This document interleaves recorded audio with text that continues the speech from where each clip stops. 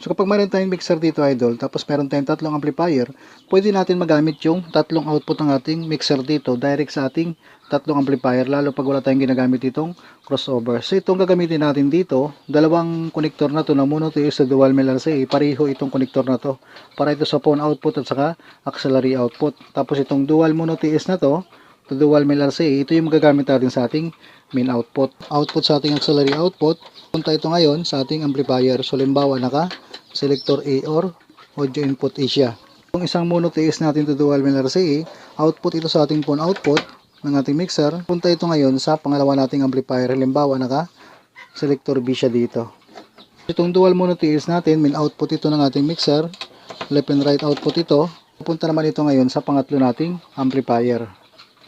So magiging volume nito idol, kahit naka true Bluetooth tayo dito, ito main feeder natin para sa main output, phone volume para naman sa phone output, auxiliary ito para naman sa auxiliary output.